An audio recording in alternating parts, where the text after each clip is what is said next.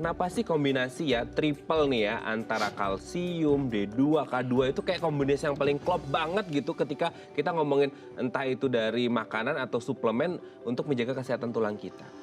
Baik, satu hal yang perlu kita sadari bahwa tidak cukup kita dengan hanya rajin mengkonsumsi kalsium.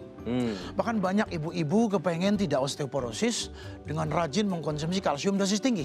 Oh, oke. Disadari atau tidak, kita harus memahami bahwa bukan dosis yang tinggi yang kita konsumsi yang menentukan kesehatan dalam tubuh kita. Oke. Tetapi seringkali kalsium yang kita rutin masukkan ke tubuh kita cuma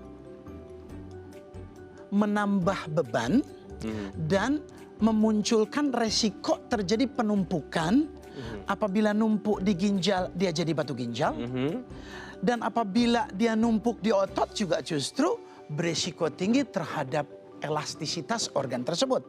Bahkan menumpuk di pembuluh darah itu bisa jadi pemacu aterosklerosis atau pengerasan dinding pembuluh darah yang jadi pemacu berbagai penyakit jantung. Nah, kenapa harus dikombinasi dengan vitamin D?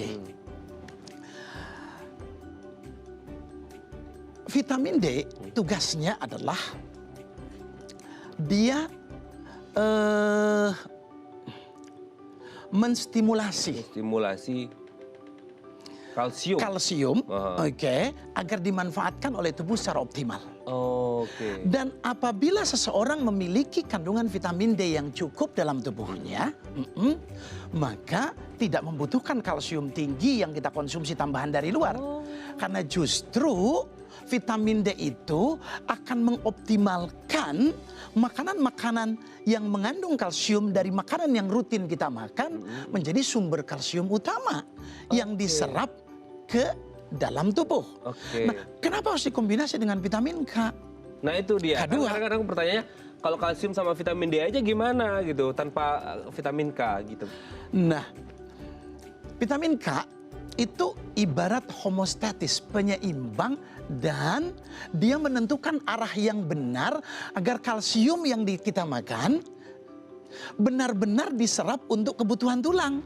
Tidak salah alamat masuk ke dalam organ vital yang seperti paru, seperti pembuluh darah. Bisa bahaya itu? Justru kalau kita kalsium salah arah, numpuk di pembuluh darah, justru akan menumpukan kalsium deposit. Pembuluh darah kita jadi mengeras, plak akan terbentuk, dan itu muncullah penyakit jantung koroner. Numpuk di ginjal, jadi batu ginjal. Bahkan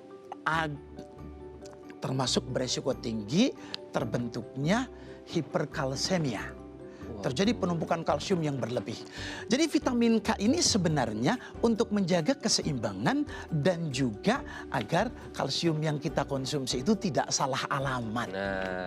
Karena kebutuhan utamanya kan untuk menjaga densitas tulang kita tetap kuat dan stabil. Nah itu dia.